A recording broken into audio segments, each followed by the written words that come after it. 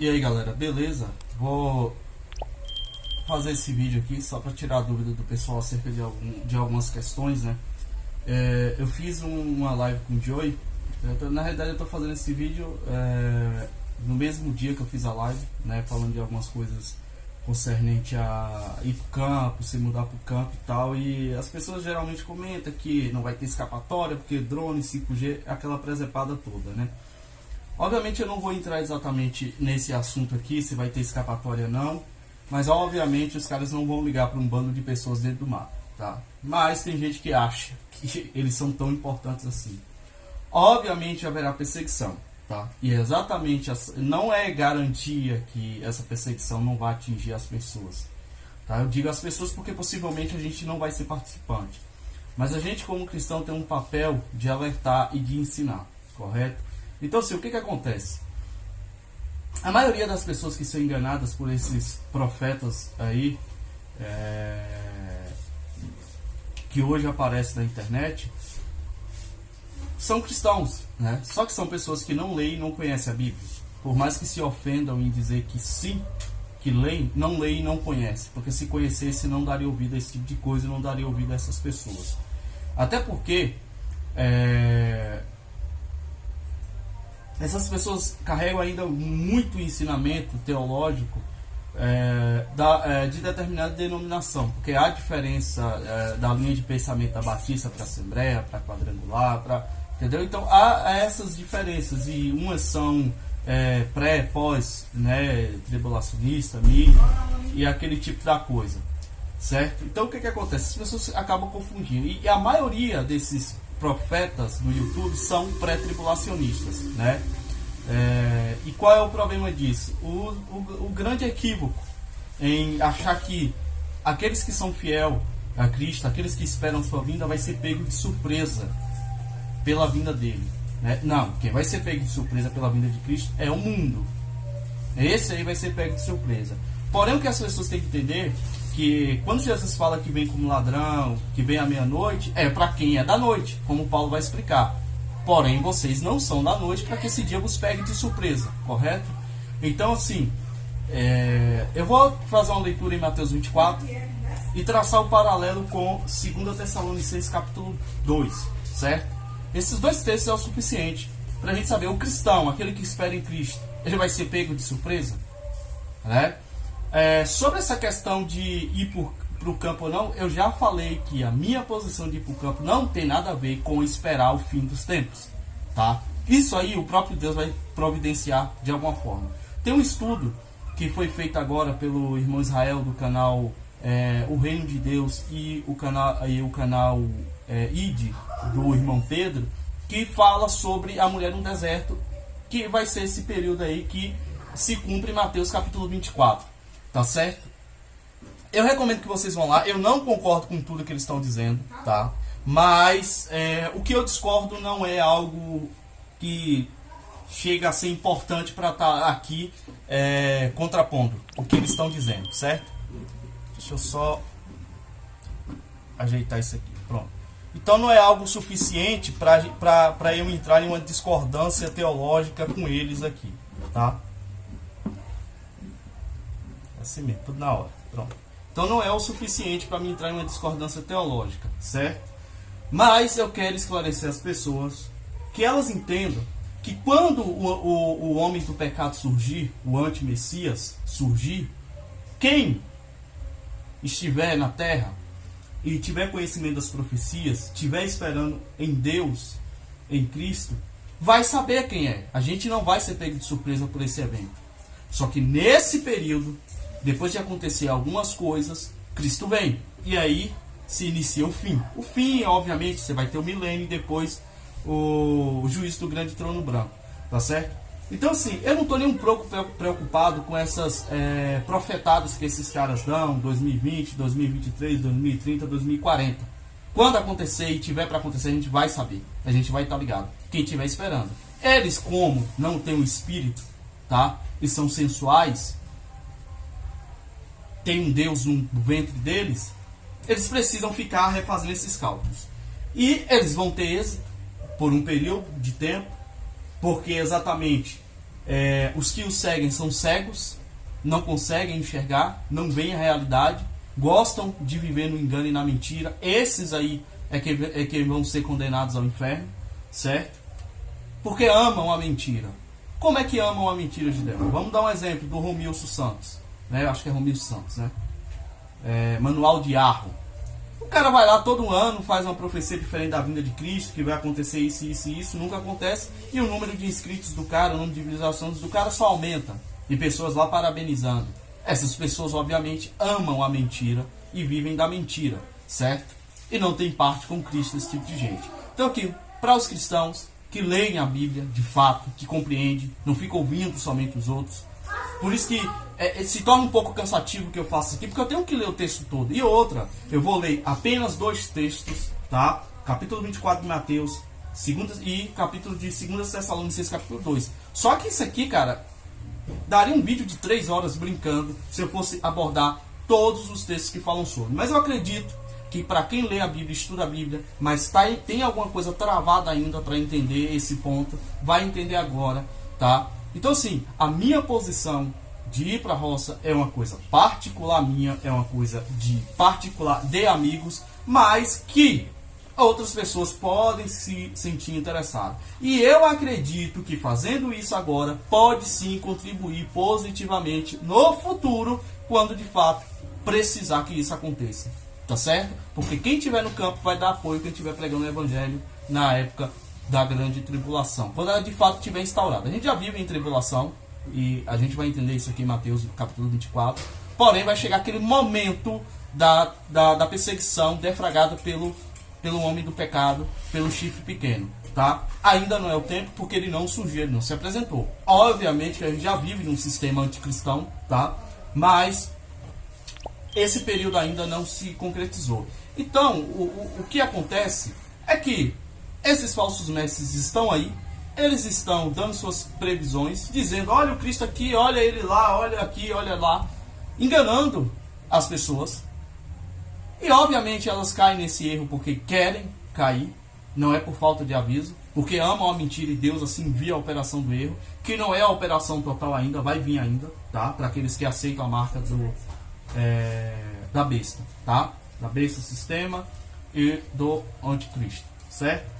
Então vamos lá, Mateus capítulo 24, para não me demorar mais, um início um pouco longo do vídeo, mas eu acho interessante eu pontuar esses comentários para ficar muito mais claro para quem vai acompanhar aí este conteúdo, tá? Vamos lá. Mateus capítulo 24. E quando Jesus ia saindo do templo, aproximou-se dele os seus discípulos para lhe mostrarem a estrutura do templo.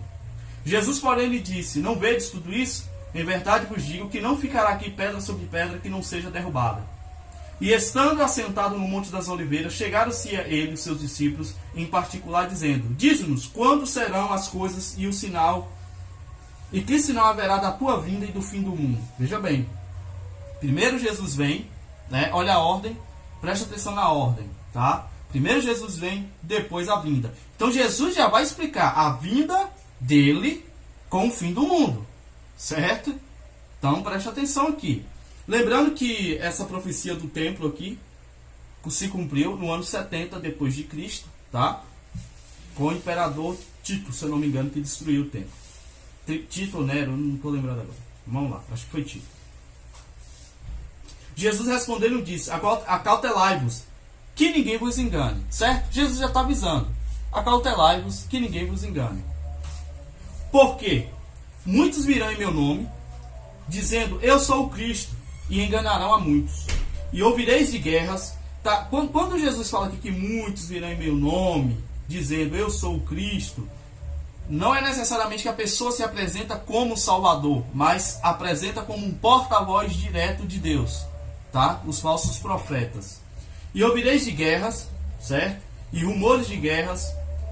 Olhai, não vos assustei, porque é missa que isso tudo aconteça, mas ainda não é o fim. Vocês estão entendendo? Esses alardes todos que ficam fazendo aí. Ah, Gidão, mas Jesus falou para hoje também. Vocês vão entender que essa Mateus 24 também tem um paralelo com o capítulo... Agora eu não estou... Deixa eu ver aqui.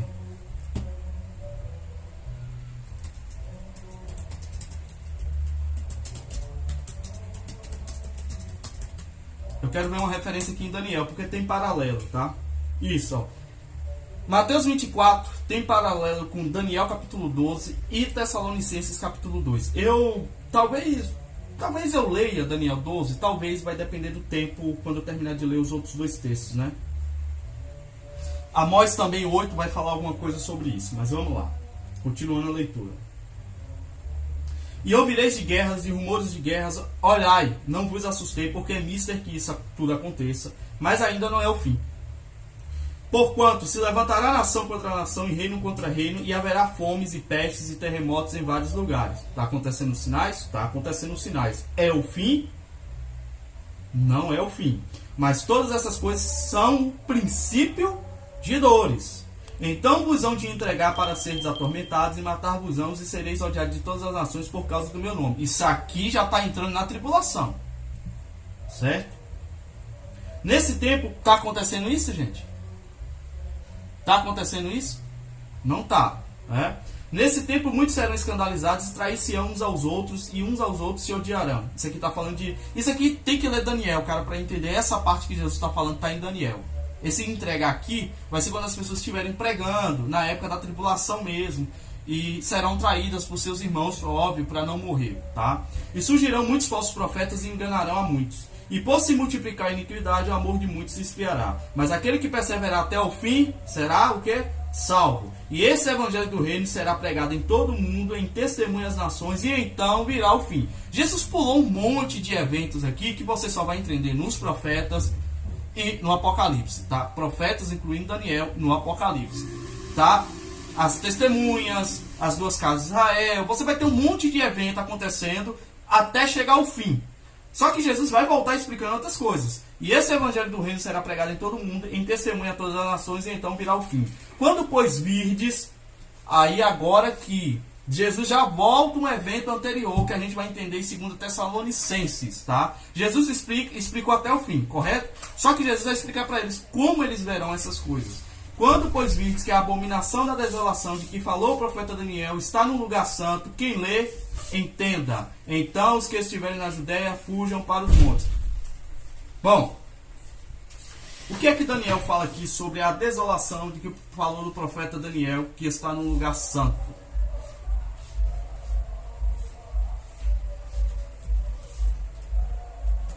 Deixa eu procurar esse texto aqui, para a gente traçar esse paralelo, tá?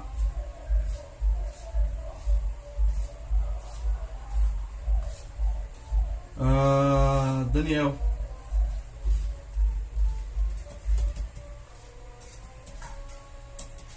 Porque são muitos textos, tá? Que Daniel vai falar essas questões aqui, mas, no entanto, vamos lá. Daniel capítulo... Daniel capítulo que? 11. Daniel capítulo 11. Deixa eu ver se eu acho que é Daniel capítulo 11 isso aqui. Então o rei do sul se exasperará e sairá e pelejará contra ele, contra o rei do norte. Ele porá em campo grande multidão, e aquela multidão será entregue em sua mão. Não é bem esse texto aqui não, tá? Mas veja bem, aqui está falando do anti-Messias, tá? Daniel capítulo 12. Em Tessalonicenses a gente vai ter uma clareza disso, mas é bom a gente linkar com Daniel, justamente porque há uma citação clara aqui, tá? De Jesus ao livro de Daniel. Baixa isso aí, né? Vamos lá.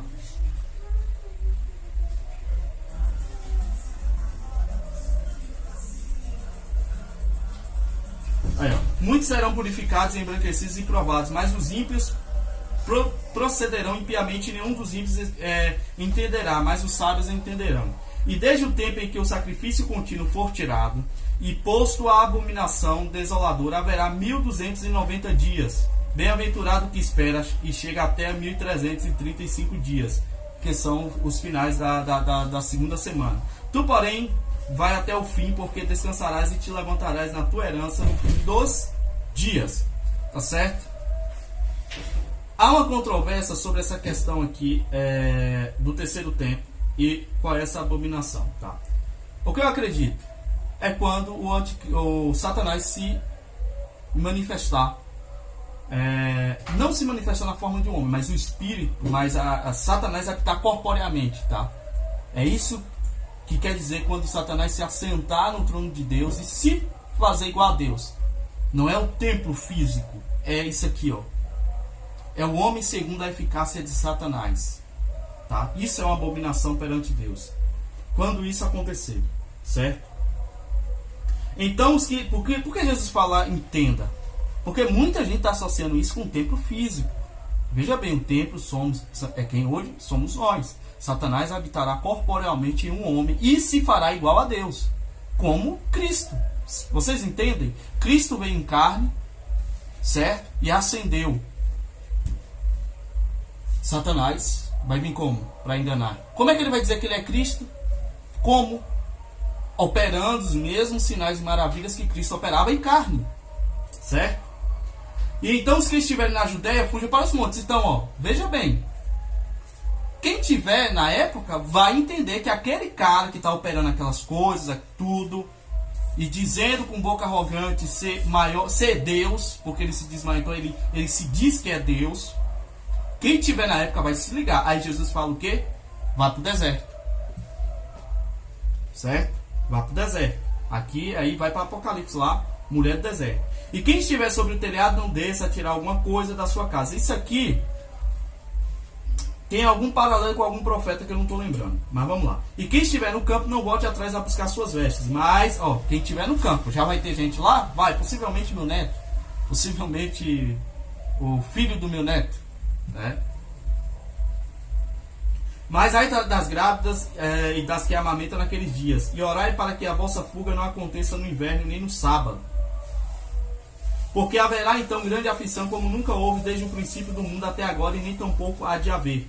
E se aqueles dias não fossem abreviados, nenhuma carne se salvaria, mas por causa dos escolhidos serão abreviados aqueles dias. Então se alguém vos disser, eis que o Cristo está aqui ou ali, não lhe deis crédito. Porque surgirão falsos cristos, falsos profetas, e farão tão grandes sinais e prodígios que, se possível, enganariam até os escolhidos. Se possível, enganaria. Quem é escolhido, vamos lá, não vai ser enganado, porque tá ligado.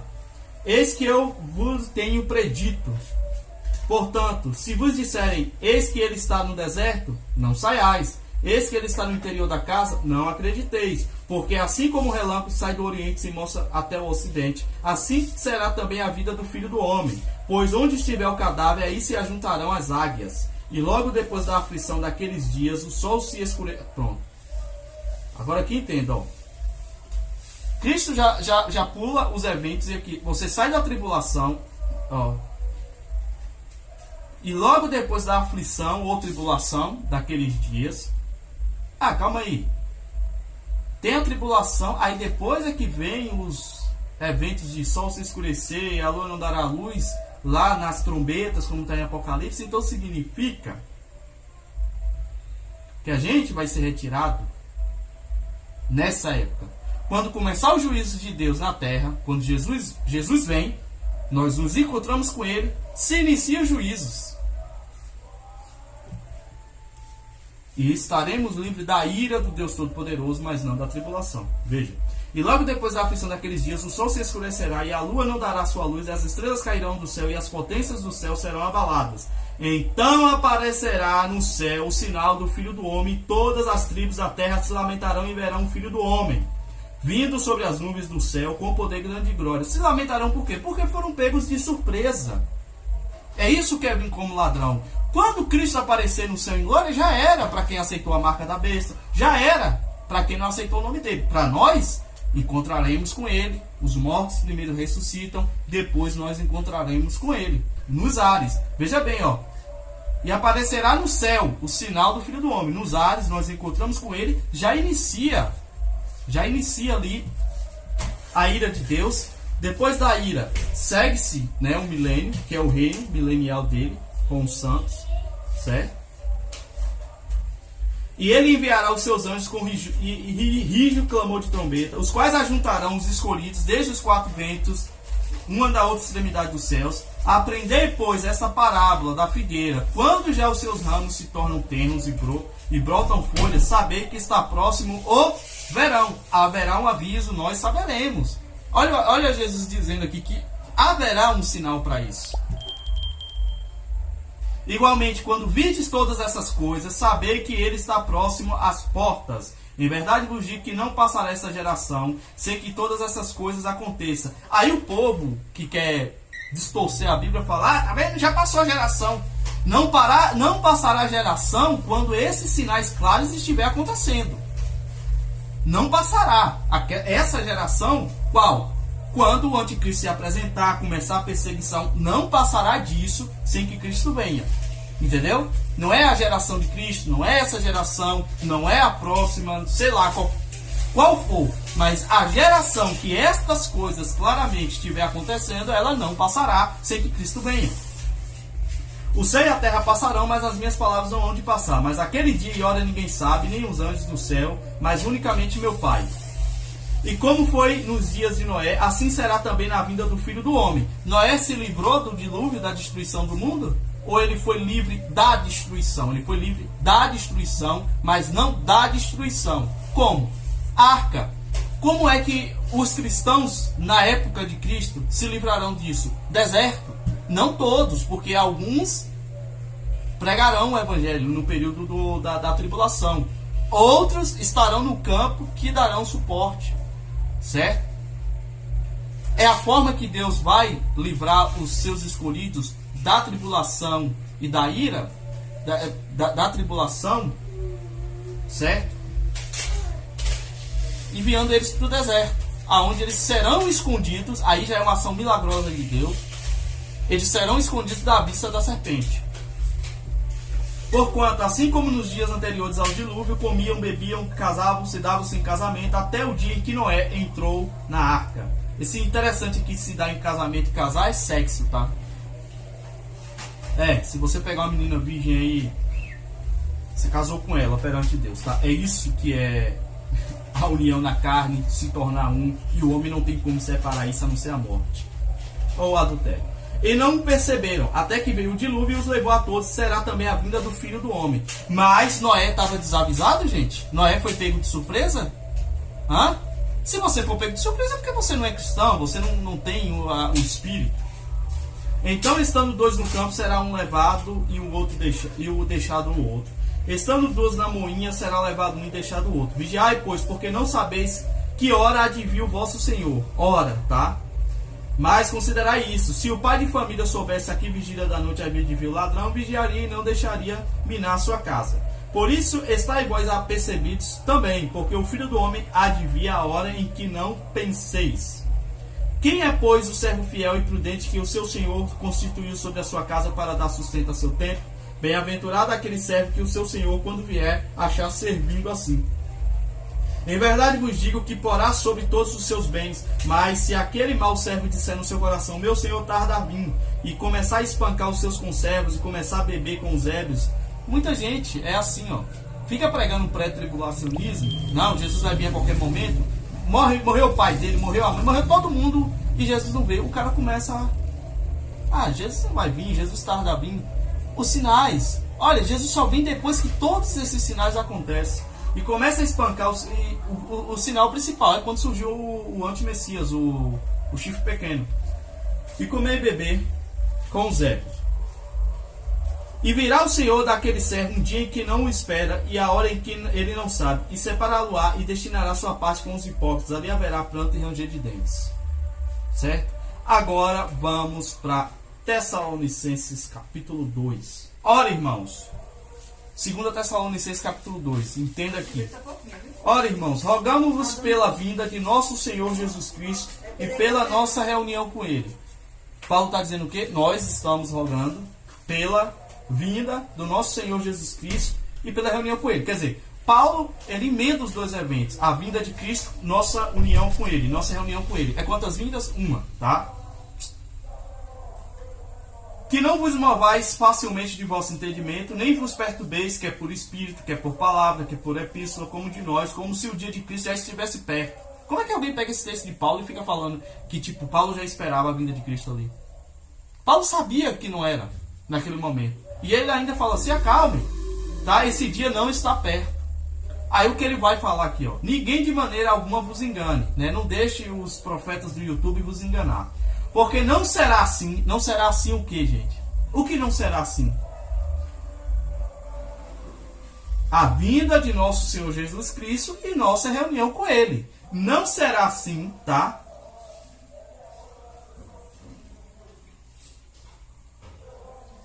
Sem antes que venha o quê? Primeiro tem que vir a apostasia e se manifeste o homem do pecado, filho da perdição. Para Jesus vir, primeiro tem que acontecer a apostasia e a manifestação do homem do pecado. Quem está ligado vai reconhecer o homem do pecado quando ele surgir. Entendeu? Agora, quem ficar aí ouvindo YouTube, todo mês tem um homem do pecado. Ou de 4 em 4 anos tem um homem do pecado diferente, né? A depender da política mundial. A depender do país que está no foco. Todo ano tem, né?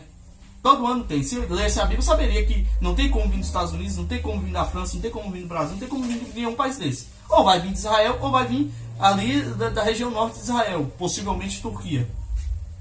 Né? Mas, ficam ouvindo esses caras. Então, ó. Ora, irmãos, rogamos-vos pela vinda de nosso Senhor Jesus Cristo e pela nossa reunião com Ele. Tá? Ninguém de maneira alguma vos engane, porque não será assim sem que antes venha a apostasia e se manifeste o homem do pecado e o filho da perdição. Não será assim o quê? A vinda de Cristo. Tem que acontecer esses dois eventos, a apostasia e o homem da perdição, como Cristo vai falar em Mateus 24. Quando o abominável da desolação, de que fala o profeta Daniel, estiver no lugar santo, morando em um templo de Deus, aí virá o fim. É o que Paulo fala. Jesus só vai vir executar todo o restante final da sua obra quando se manifestar o homem do pecado, filho da perdição. E acontecer o quê? A apostasia. A apostasia é o quê? A operação do erro. O qual se opõe, ó. Quem é o homem do pecado? Aquele que se opõe e se levanta contra tudo que se chama Deus ou se adora. De sorte que, entenda a abominação, a desolação aqui, se assentará como Deus no templo de Deus, querendo parecer quem? Deus. Como ele se assentará no templo de Deus? Habitando corporealmente em um homem, que é o templo, nós somos templos do Espírito. Ele vai querer parecer Deus. Como é que ele vai querer parecer Deus pondo uma imagem dentro do lugar santo? Que lógica é essa? Se Deus abomina imagem. Se dentro do próprio templo não tem nenhuma imagem referente a Deus. Vocês perceberam o erro que está aí nessa questão do terceiro templo? É uma intenção dos judeus construir o terceiro templo? É, mas a manifestação do anticristo não será nesse templo de pedra físico. Será em um homem, em carne. E ele vai dizer, parecer dizer que é Deus, falar coisas arrogantes, porque ele é chamado de boca arrogante. Ele vai falar que é Deus, ele vai falar que é o Cristo, que é o Messias. Não vos lembreis que estas coisas vos dizia quando ainda estava convosco? E agora vós sabeis o que o detém, para que a seu próprio tempo seja manifestado. O que detém quem? Vocês agora sabem quem detém a vinda de Cristo, para que seja manifestado no seu tempo próprio. Quem é que detém a vinda de Cristo? O surgimento do anti-Messias, do homem do pecado, daquele que se assenta no trono de Deus, se assentará como Deus no templo de Deus, tá? Como Deus no templo de Deus, dentro de um homem, querendo parecer Deus. É isso que impede que Cristo venha. A manifestação do homem do pecado. Porque já o ministério da injustiça opera. O que é esse ministério da injustiça? O que é esse ministério da injustiça? O sistema anticristão que Pedro vai falar. Quem é o anticristo, senão aquele que nega que Cristo é o Filho de Deus? Filhinhos, acautelai já há muitos anticristos.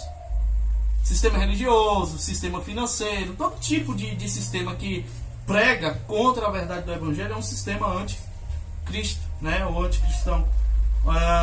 Porque o ministério da injustiça opera, somente há um agora que o retém, até que do meio seja tirado. E então se revelará o iníquo, a quem o Senhor desfará pelo assopro da sua boca e aniquilará pelo esplendor da sua vinda. Olha que interessante.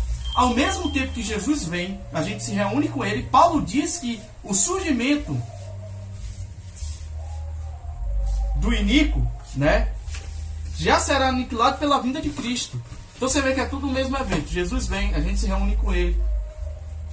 Tá, será no mesmo dia, no mesmo espaço de tempo, não tem como saber, mas nessa vinda Cristo já vem e já aniquila, tá, o antimessias pelo esplendor da sua vinda. Aí ele se apresentará: eu sou o verdadeiro, é eu, não é ele, tá? E aí você tem a entrada do milênio. Satanás aí agora é preso, o antimessias e o falso profeta, e cuja vinda é segundo a eficácia de Satanás, com todo o poder de sinais e prodígios e de mentira. Veja bem, né? O cara vem segundo a eficácia de Satanás, e com todo o engano e injustiça para que os que perecem, porque já não receberam o amor da verdade, para se salvarem. Por isso Deus lhe enviará a operação do erro, para que creiam na mentira. Quem receber a marca, já era, não tem retorno. Para que sejam julgados todos os que não creram a verdade, antes tiveram prazer na iniquidade. Mas devemos sempre dar graças a Deus por vós, irmãos, amados do Senhor, por vos ter Deus elegido desde o princípio para a salvação, em santificação do Espírito e fé e da verdade. Veja bem, ó, essa eleição condicional aqui maravilhosa, em santificação pelo Espírito, né? Não é simplesmente salvou e já era, não. É uma separação pelo Espírito. A gente vem, ó, em santificação é algo constante. Para que pelo nosso Evangelho vos chamou para alcançardes, não que já tinha alcançado antes, mas alcançardes, a glória do Senhor Jesus Cristo. Então, irmãos, estai firmes, retende as tradições que vos foram ensinadas, seja por palavra, seja por epístola nossa. E o próprio Senhor Jesus Cristo, nosso Deus e Pai, que nos amou e em graça nos deu uma eterna consolação e boa esperança, console a vossos corações e vos confirme em toda boa palavra e obra. Então percebam que quem está esperando não vai ser pego de surpresa. Agora, quem está olhando esses profetas do YouTube aí vai ser pego de surpresa, porque assim, eles não sabem exatamente quem é, e eles ganham bem com isso, né? Eles ganham bem com isso. Então o que acontece? Vamos lá.